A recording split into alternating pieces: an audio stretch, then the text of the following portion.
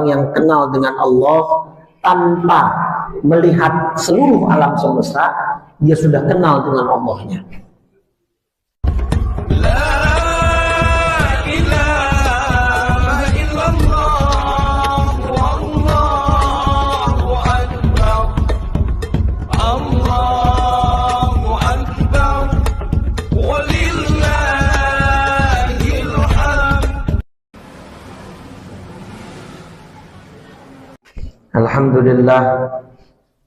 Alhamdulillahi rabbil alamin, wal aqibatu lil muttaqin, wala udwana illa 'alal zalimin.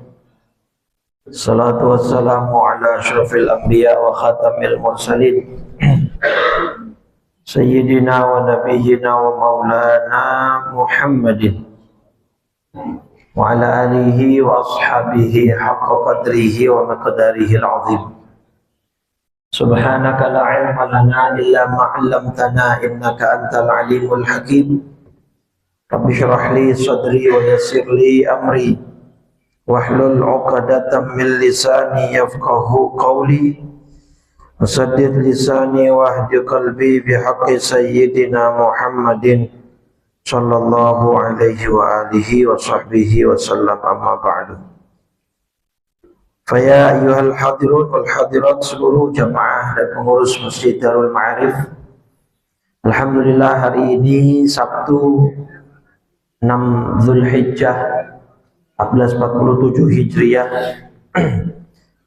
bertepatan dengan 23 Mei 2026. Kembali Allah pertemukan kita dalam bingkai majlis ilmu setelah kita menyelesaikan sholat subuh berjamaah. Mudah-mudahan ibadah kita diterima oleh Allah Subhanahu wa taala dan dilipat gandakan pahalanya dan kita mendapatkan ampunan darinya. Amin ya rabbal alamin. Shalawat teriring salam kita curah limpahkan kepada junjungan kita baginda Nabi besar Muhammad sallallahu alaihi wasallam beserta seluruh keluarga, para sahabat dan para pengikutnya hingga yaumil qiyamah. Teriring harapan mudah-mudahan kita termasuk umatnya yang mendapatkan syafaat darinya kelak di yaumil qiyamah. Amin ya rabbal alamin. Baik Bapak Ibu yang dirahmati oleh Allah, kita lanjutkan pembacaan kitab Al-Hikam li Syekh Ibn Athaillah As-Sakandari, yang hari ini kita masuk hikmah ke-29.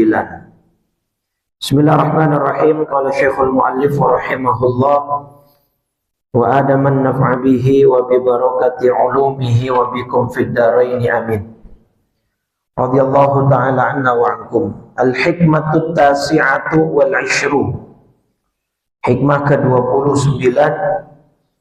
Syattani baina man yastadillu bihi wa yustadallu alaihi. Al-mustadillu bihi arafa al-haqqa li ahlihi wa athbata al-amra min wujudi aslihi wal istidlalu alaihi min adamil wusuli ilaihi wa illa famata ghaba hatta yustadalla alaihi wa mata ba'uda hatta takuna al-atharu hiya allati tusilu ilaihi. Kita terjemahkan dulu. Hikmah ke-29 kata Syekh Ibn Athaillah, alangkah jauhnya perbedaan antara dua jenis manusia. Pertama, man yastadillu bihi, orang yang menjadikan Allah sebagai dalil atas keberadaan segala sesuatu. Jenis manusia kedua, sebaliknya, orang menjadikan segala sesuatu atas dalil keberadaan Allah. Nanti kita sampaikan ini. Dan pertama, orang yang berdalil dengan Allah berarti dia mengenal Allah ya dengan sebagaimana mestinya, dan dia menetapkan sesuatu sesuai asalnya. Sedangkan orang kedua yang menggunakan selain Allah untuk menunjukkan keberadaan Allah, itu karena ketidakmampuannya. Ya, garis bawah lagi, itu karena ketidakmampuannya dia sampai kepada Allah, sehingga dia membutuhkan selain Allah untuk mengenal Allah. Wa illa fama taghaba hatta yusbadalla alaihi, karena Allah tidak perlu dicari, karena Allah tidak pernah ghaib, karena Allah tidak pernah hilang, dan Allah juga tidak pernah jauh, sehingga sesuatu selain Allah itu menjadi petunjuk atas keberadaannya. Saya tahu pasti pada puyeng kan? Kita masuk dulu deh ke ini baik Bapak Ibu, misal ada pohon, ya, ada pohon ini ada buahnya. Katakan misalnya buah apa? Ya terserah lah, mau jeruk, mau apel, mau apa gitu. Sekarang pertanyaannya, antara pohon dengan buah, ya, pohon dengan buah, mana yang menunjukkan mana? Pohon menunjukkan ada buah atau buah menunjukkan adanya pohon? Hah? Ada pohon terus makannya ada buah, atau ada buah karena ada pohon? Yang asal yang mana? Pohon, ya kan? Berarti buah ini cabang, iya enggak? Ini berarti asal, ini cabang. Oke? Nah, ketika orang tahu bahwa pohon buah ini nggak mungkin kalau nggak ada pohonnya, itu ya dia mengetahui ada pohon karena ada buahnya. Sebenarnya ini cuma masalah sudut pandang, Pak. POV kalau kata anak sekarang, point of view, sudut pandang.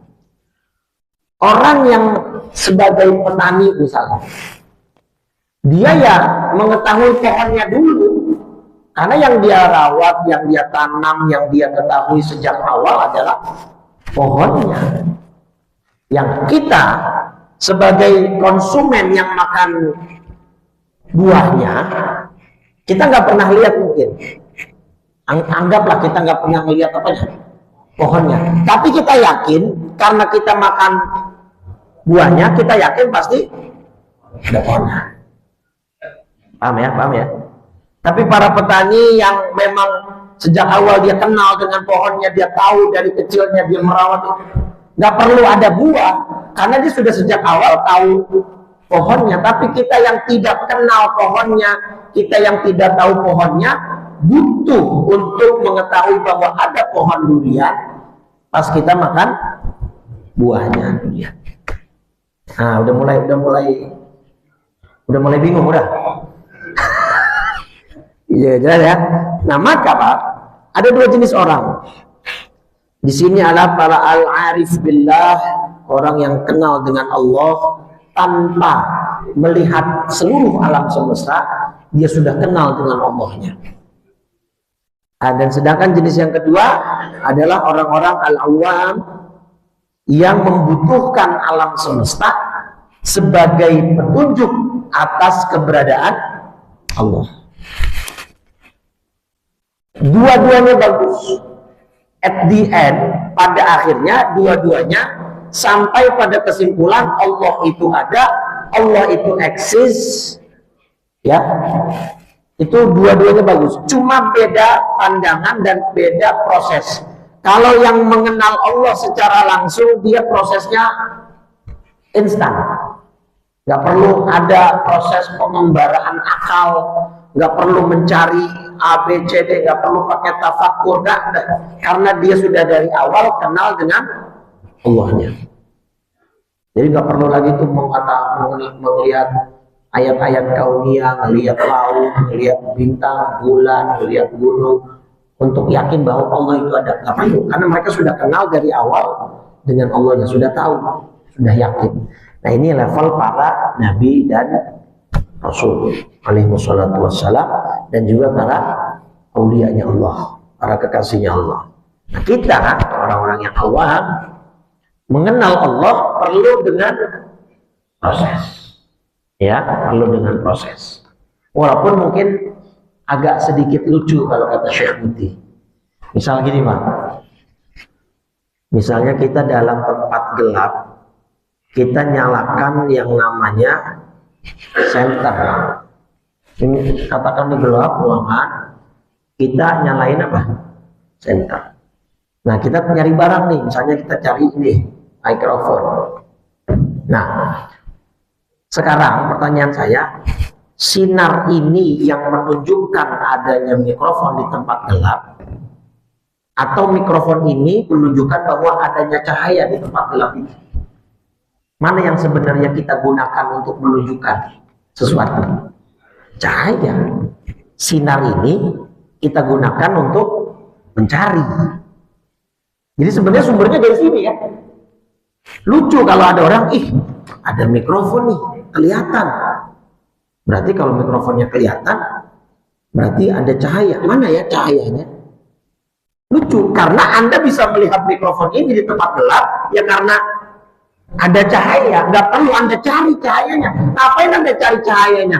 Wong Anda melihat ini karena dengan bantuan. Nah, itu yang dimaksud di akhir hikmah tadi. Wa illa fama taghaba hatta yusadalla alaihi. Emang sejak kapan Allah itu menghilang sehingga Anda perlu cari?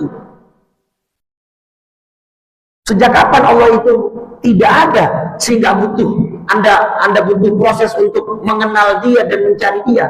Sama kayak gini. Anda melihat mikrofon dengan bantuan cahaya. Terus masa begitu Anda lihat, ada mikrofon nih. Ini kenapa kelihatan ya? Dari mana cahayanya ya? Dari tadi Anda yang menggunakan cahaya itu kok. Kan sebenarnya cahaya ini yang menunjukkan adanya ini. Bukan ketika kita melihat ini terus baru kita cari cahayanya. Sejak kapan cahayanya menghilang? Dari awal kita gunakan cahaya ini untuk melihat kok. Nyambung apa tambah bingung ini?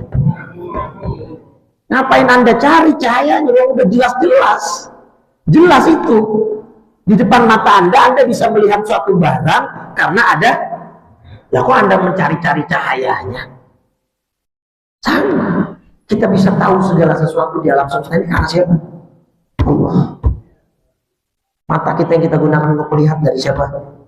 Allah. Pemahaman akal otak yang kita bisa gunakan untuk berpikir dari siapa? Allah. Telinga yang bisa kita gunakan untuk mendengar dari siapa? Loh, kita mencari-cari Allah. Makanya kata Allah, di dalam diri kita pun ada tanda-tanda kebesarannya, ada tanda-tanda kekuasaannya. Makanya kata Allah suruh banyak-banyak kita bercermin. Wa fi anfusikum afala tubsirun. Ya, dan di dalam diri kalian, apakah kalian tidak memperhatikan? Kita disuruh berkaca dan melihat diri kita sendiri. Surat apa? Az-Zariyat surat 51 ayat 21. Wa fi anfusikum afala tubsirun. Dan juga pada dirimu sendiri, maka apakah kamu tidak memperhatikan? Tapi kata Syekh Muti, walaupun kita masuk jenis manusia yang kedua, kita kan ini Pak, kita pun kenal Allah karena treatment atau perlakuan Allah kepada kita Pak. Kita kenal sifat Allah Maha apa? Rahman, Maha Rahim. Apakah kita mengenal sifat Allah dari sifatnya? Enggak, kita butuh buktinya. Kita setelah kita dapat rezeki banyak, kita setelah dapat kesehatan, setelah kita sembuh dari sakit, setelah kita baru kita, oh iya, Allah Maha Penyayang, Allah Maha Pengasih. Apakah ketika Anda dapat musibah, apakah ketika seseorang mendapatkan bencana, ketika seseorang mendapatkan ujian, ya, dia kemudian mengenal sifat Rahman dan Rahimnya Allah? Banyak orang yang akhirnya tidak. Ya mudah-mudahan kita termasuk yang masih meyakini sifat Rahman dan Rahimnya Allah. Tapi kayak misalkan kasus di zaman pas pesawat apa itu yang Lion Air tenggelam di perairan Karawang ya, apa Purwakarta itu yang pesawat baru, karena ke yang jurusan Pontianak kalau nggak salah. Itu salah satu korbannya ibu, istri dan anaknya Pak di situ. Jadi ini si bapak ini lagi kerja di Pontianak, ibunya, istrinya dan anaknya pengen jenguk sekalian liburan anak-anaknya. Semuanya akhirnya jadi korban Pak, ibu kandungnya, istrinya dan anak-anaknya. Coba itu berat gitu. Imannya nggak goyang aja udah hebat itu. Semuanya langsung diambil sekaligus.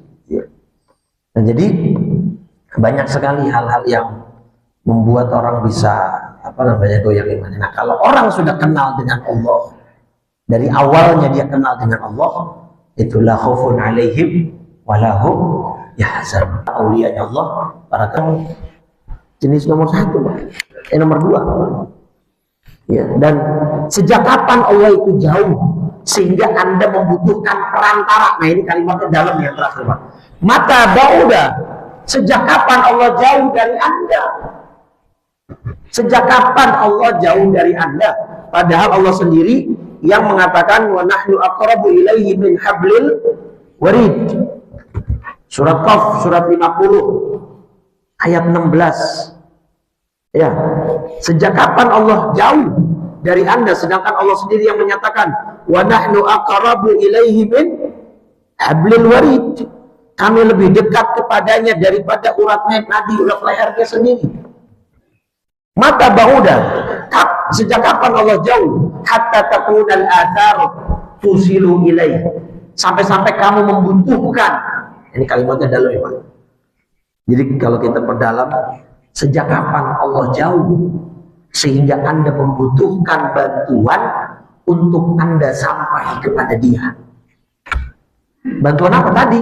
Bantuan tafakur, bantuan alam semesta, kita melihat kehebatan Allah, melihat ini untuk sindiran yang nomor 2. Tapi pada akhirnya orang yang nomor 2 pun, jenis nomor 2 pun bagus Pak. Karena walaupun melalui proses panjang, melalui tafakur, melalui perenungan, tetap ujung-ujungnya dia sampai pada keyakinan bahwa Allah itu ada, Allah itu eksis, dan Allah maha segala-galanya. Tapi disindir sama Syekh Ibn Athaillah. Emang sejak kapan sih Allah jauh dari Anda? Sehingga Anda butuh sesuatu selain Dia untuk menyampaikan Anda pada Dia. Emang Allah sejauh itu sampai kamu tidak kenal Dia? Emang Allah sejauh itu sampai Anda membutuhkan hal lain supaya Anda bisa sampai kepada Dia? Nah, gitu ya. Tapi ya nggak apa-apa, daripada yang udah tafakur, udah merenung, udah melihat tapi nggak sampai-sampai juga. Nauzubillah, tidak yakin bahwa Allah itu ada, tidak percaya bahwa alam semesta ini adalah ada yang menciptakan, gitu ya.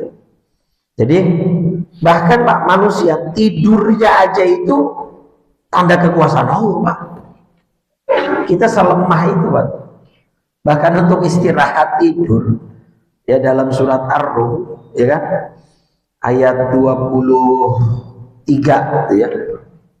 Allah udah bilang apa? Wa min ayatihi manamukum bil-laili wan nahar. Di antara tanda-tanda kebesarannya Allah adalah tidurmu pada waktu malam dan siang hari. Tidur aja kita, coba kalau saya tanya Bapak, tutorial cara tidur gimana? Ada yang bisa jelasin ke saya?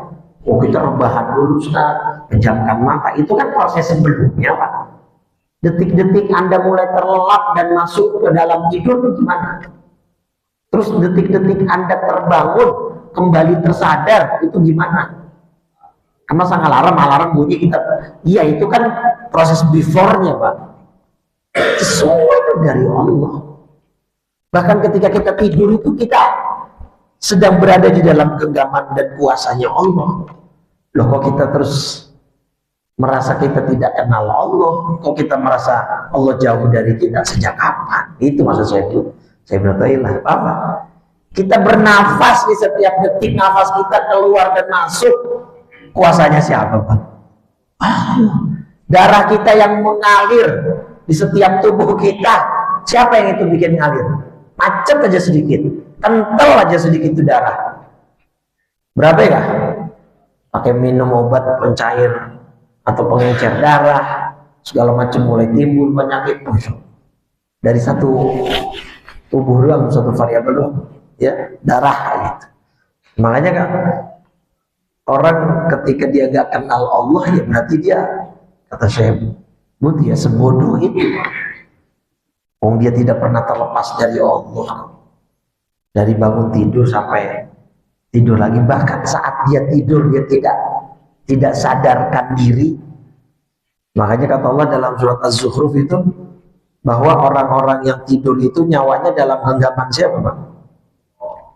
Dalam genggaman siapa? Allah. Bahwa orang yang makanya kan dari ayat ini nanti ada pendapat bahwa ruh orang yang tidur dengan ruh orang yang sudah meninggal itu bisa ketemu di dalam mimpi. Nah itu ya di dalam tafsir Al-Baghawi disebutkan tuh bahwa orang yang hidup tapi dia tidur ya dengan orang yang sudah meninggal dunia tapi ya itu bisa berjumpa dengan keluarganya yang masih hidup melalui mimpi. Tapi kalau yang dia mimpikan selain Nabi Muhammad, persentasenya berapa? Artinya persentase bahwa itu adalah betulan orang yang dia kenal gitu. Persentasenya berapa persen? Cuma 50 ya. 50%. Bisa jadi itu iya, bisa jadi itu setan yang sedang sedang menyamar. Kecuali siapa? Kecuali Nabi Muhammad SAW. Surat Az-Zumar ayat 42 nih. Nanti ayatnya kita buka, nanti kalimatnya gini. Inna arwahal ahya wal amwat taltaqi fil manam.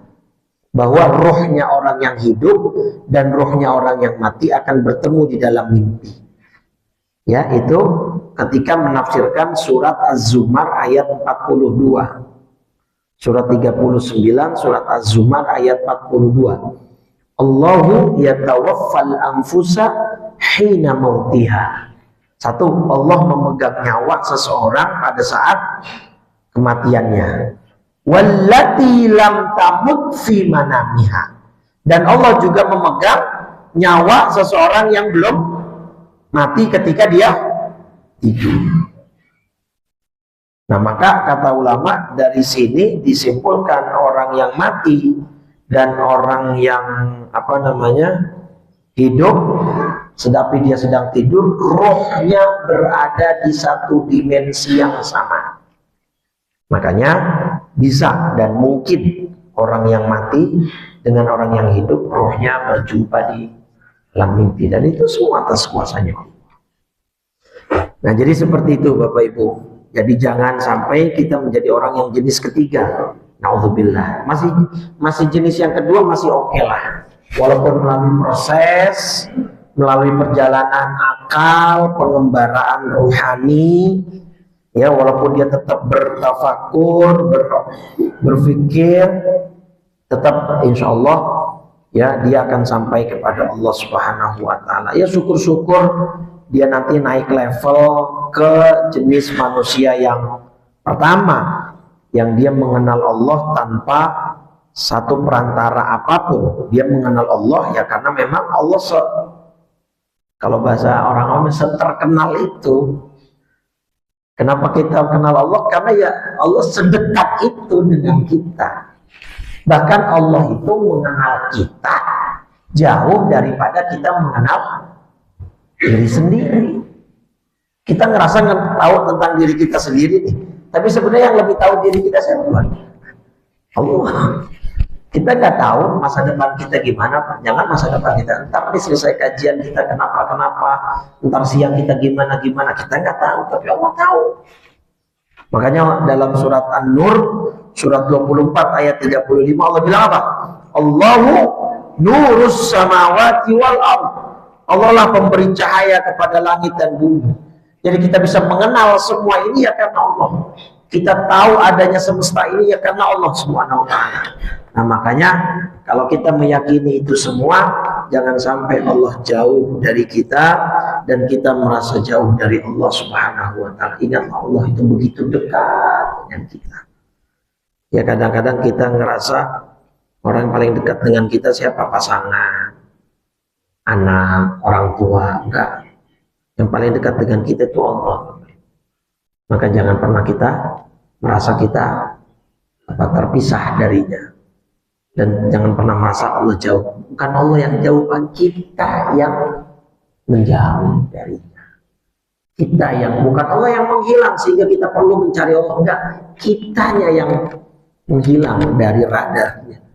Kadang-kadang kita yang menjauh karena apa? Karena maksiat kita. Kita menghilang dari rahmat Allah karena dosa-dosa kita dan lain sebagainya. Nah ini nih 10 pertama bulan Dzulhijjah ini momen Pak untuk kita takarrub. Bahkan kurban besok nih yang tadi diumumin panitia, kurban itu dari kata-kata apa? Nah, qoroba artinya apa? Qoroba dekat Pak, ya, kurbanan gitu kan, artinya sesuatu yang kita persembahkan dalam rangka apa? Mendekatkan diri kepada Allah. Kurban supaya kita dekat sama Allah. Kurban. Jangan sampai nggak korban kalau bisa. Ya. Ibnu Abbas Pak, ketika melihat hadis ini nih, ya, karena redaksi hadisnya begini di Tirmidzi nomor 1493. Apa kata Nabi Muhammad SAW? Ma'amila adamiyun min amalin yawman nahri ahabba ilallah min ihraqid dam. Tidak ada amal ibadah di hari 10 Dzulhijjah, di tanggal 10-nya maksudnya. Ahabba ilallah, yang lebih Allah cintai, min ihraqid dam, ketimbang mengalirkan darah hewan. Jadi ibadah apapun yang paling besar pahalanya adalah mengalirkan darah hewan kurban. Gara-gara redaksinya begitu, Ibnu Abbas sampai punya fatwa, kalau ada orang Islam tidak punya cukup uang, susah secara ekonomi, nanti begitu dia tanggal 10 Dzulhijjah nggak bisa kurban, dia boleh potong ayam. Yang penting begitu ayam dipotong, ada darahnya nggak? Cuman ini nggak boleh dipakai untuk umum. Ya, nggak boleh dipakai nih. Jangan habis ini pada bikin status WA. Ya kata Ustadz itu kan tadi di Darul Ma'arif korban boleh pakai ayam. Ya, besok panitia nerimanya ayam semua, enggak Pak? Tapi dulu orang-orang tua dulu, kata abah-abah saya kan orang Jawa Tengah, yang orang Cilacap. Ini mungkin bisa diamalkan nih Pak. Dalam rangka, bukan dalam rangka kurban, dalam rangka menghilangkan rasa tomat. Paham nggak? Konteksnya gini, ada orang susah, ada orang ekonominya kurang, untuk merayakan hari raya Idul Adha itu, jangan kita mengharap pemberian daging dari orang lain, dari ini. Karena yang udah-udah yang begitu biasanya jadi bikin rame, jadi bikin ribut. Jadi kita nyalah-nyalahin panitia, kita suudzon sama panitia. Nah dalam rangka orang-orang dulu gak mau tomat, gak mau mengharap dikasih, alhamdulillah nggak dikasih ya. Kita potong ayam sendiri, kita makan-makan dengan keluarga. Itu konteksnya Pak. Mereka melakukan itu. Bukan atas nama kurban, tapi atas nama supaya mereka tidak muncul sifat tomat, tidak muncul sifat rakus yang mengharapkan pemberian dari orang yang kalau dia nggak dibagi marah, nggak dikasih komplain, karena dianggapnya tahun sebagai setiap tahun dia sudah menjadi member tetap yang dapat apa? Dapat kupon. Tapi ternyata mungkin tahun ini dagingnya mungkin tidak sebanyak tahun-tahun beli. Misalnya kan namanya orang, namanya panitia kan fluktuasi dan lain sebagainya kan. Dia nggak dapat, marah-marah Pak panitia. Nah ini yang dihindari. Udah nggak usah ngarep, nggak usah tomak, nggak usah ragus. Nah kita punya uang berapa, beli ayam potong sendiri makan. Itu maksudnya. Kalau konteksnya begitu boleh, masih diamalin nih Pak. Tapi kalau konteksnya untuk kurban terus dibawa ke masjid gitu ya, Pak Haji ini saya nitip ya korban saya, ayam iya, atau setin boleh. Ya, nggak boleh ya kalau dalam konteksnya niatnya kurban tidak. Ya tetapi dalam konteks dia memotong itu di hari raya Idul Adha agar terhindar dari apa tadi, tomak rakus, supaya tidak ada perselisihan, boleh dimakan silakan. Karena yang penting kata Ibnu Abbas ada darah yang mengalir. Kita yang punya kemampuan jangan sampai enggak. Ini momen betul untuk kita mendekatkan diri kepada Allah. Bukan Allahnya yang jauh, kita yang kadang-kadang lupa diri. Nah momen Idul Adha ini momen untuk kita mendekat lagi nih. Kenapa? Karena kita mengorbankan sebagian harta yang kita sukai. Harta itu duit. Dan juga kadang-kadang ada orang salah kaprah, Ustaz, saya nggak mampu. Kategori mampu dalam mazhab Syafi'i untuk orang yang berkurban itu parameternya gimana? Apa harus punya uang tabungan puluhan juta? Enggak. Yang penting 4 hari Pak. 4 hari tanggal 10, 11, 12, 13 Dzulhijjah. Ini 4 hari ini nih. Ibaratnya nafkah dasarnya itu terpenuhi Pak. Dapur ngebul, listrik nyala, air hidup ngalir, anak-anak sekolah beres, apalagi ada MBG kan aman lah, nggak dikasih duit juga. Terus apa lagi? Nggak ada utang yang jatuh tempo yang harus dibayarkan. Nah, terus dilihatnya tabungan cukup nih buat beli kambing atau domba, itu terkategori mampu. Yang kata Nabi dalam hadis sahih riwayat Imam Ahmad atau dari imam yang lain, maka adalah usaha orang yang punya kemampuan dan kelapangan rezeki, walam yudhi, tapi dia tidak mau berkorban, fala yaqrabanna musallana, jangan coba-coba dekat tempat sholat kami, kata Nabi.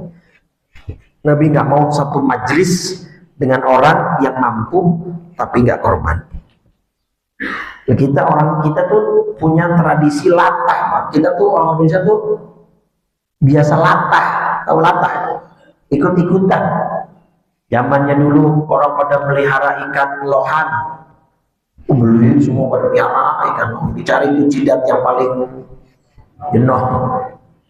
Zamannya corona, musim sepedahan, sepeda lipat, bahkan ada yang beli sepeda lipat Brompton dari UK, dari Inggris puluhan juta beli.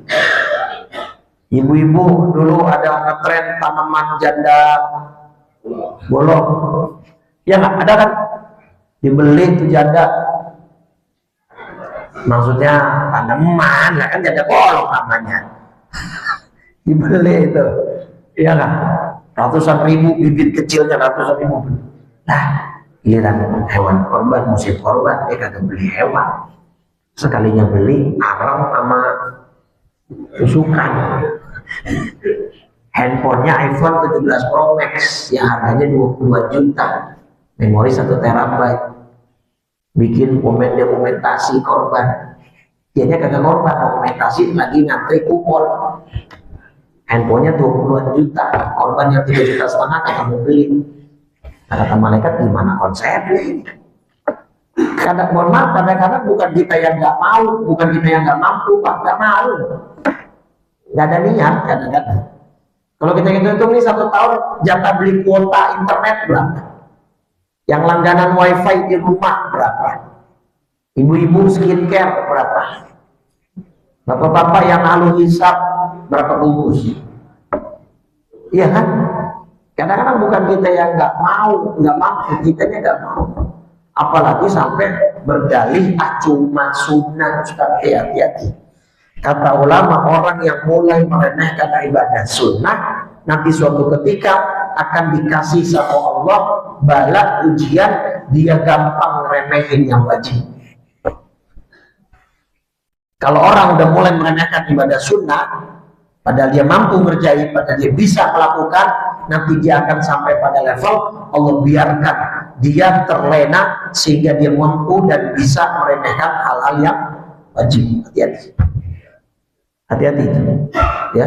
Jadi mudah-mudahan besok kita bisa berkorban, kurbanan namanya aja, masdar kurbanan kata dasarnya, sebagai pendekatan diri kita kepada Allah, supaya kita bisa mampu mendekat kepada Allah, ya.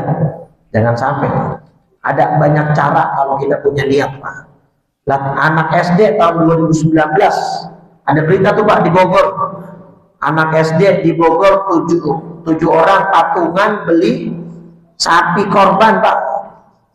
Di 2019 dia ngumpulin dari uang jajan. Tuh, ngumpulin dari uang jajannya dan akhirnya kebeli. Dia ngumpulin cuma 10 bulan kok. Dan ini bukan SD bonafit kayak Al-Azhar, SD negeri, anak SD negeri. Bisa dia 2019 tuh beli. Ingat 2019 bulan ada MBG loh. Artinya nih anak bocah kalau ngumpulin duit berarti benar-benar duit jajannya dia sisihkan. Gitu, kebeli bisa dia. Di 2019 10 bulan doang ngumpulin duit. Nabung, harganya 27 juta. Tuh, 27 juta dibeli oleh 7 bocah untuk berkorban di Bogor. Masa kalah kita mau bocah? Hah? Gak malu kita mau bocah? Artinya semuanya kalau ada niat pasti ada jalan. Misalkan Ustaz, duit saya mepet, ya udah ntar belinya di tanggal 13 Zulhijjah aja dah. Nunggu pedagang pada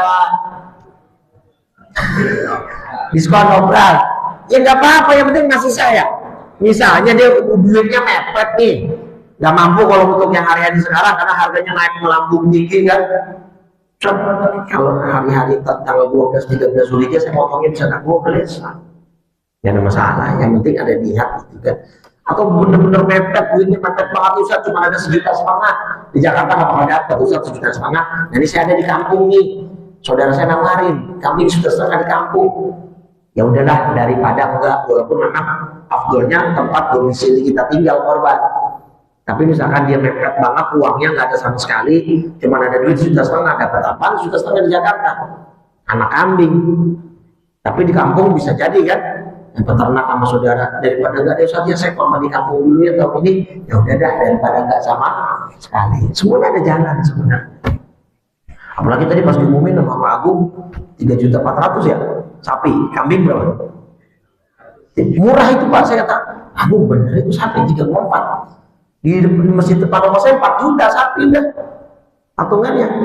Berapa itu 3,4 berapa di sini 350 kilo ya sama antara 350 sampai 400 kilo lah. Itu murah, itu lumayan.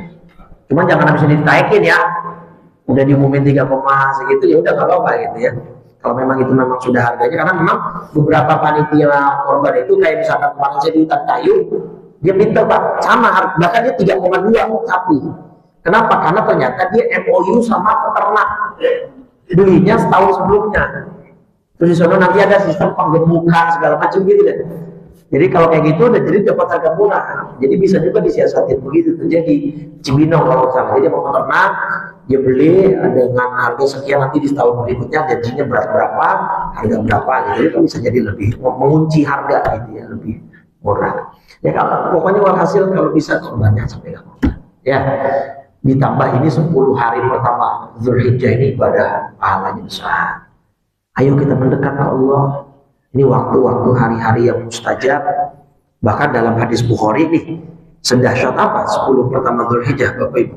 Hadis Bukhari nomor 969.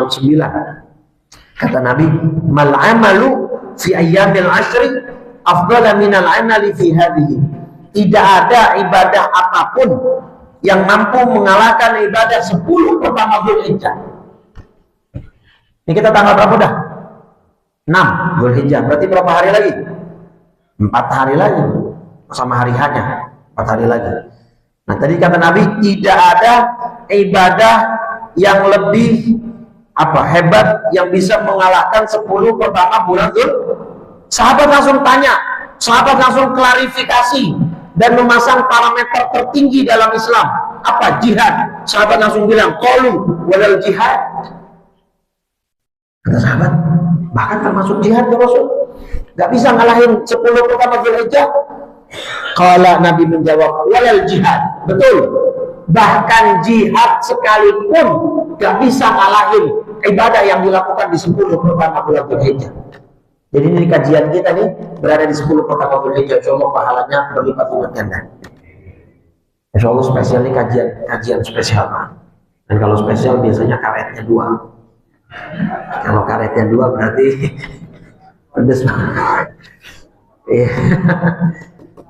Nah, kecuali ada satu kondisi jihad bisa ngalahin 10 pertama Dzulhijjah. Jihad yang gimana? Illa rajulun kharaja yukhatiru bi nafsihi wa malihi. Kecuali jihadnya orang itu berangkat dengan jiwa dan raganya, artinya dia ikutan jihad. Dia ikutan perang dengan jiwa dan raganya, dia menempatkan dirinya dalam bahaya wa malihi, dan sekaligus dia nyumbangin semua hartanya. Falam yarji' bi syai'in, dan pulang tidak membawa keduanya. Apa maksudnya pulang tidak membawa keduanya? Dianya mati syahid, terus hartanya habis. Harus 2 variabel itu Pak yang hilang, yang lenyap, harta dan nyawa, baru bisa mengalahkan ibadah 10 pertama bulan Dzulhijjah. Bahkan ketika ulama menafsirkan surat Al-Fajr tuh, surat 89, wal fajr walayalin asyr. Ya, di surat 89 Al-Fajr ketika menafsirkan ayat keduanya nih, walayalin asyr, demi malam yang 10, maksudnya apa?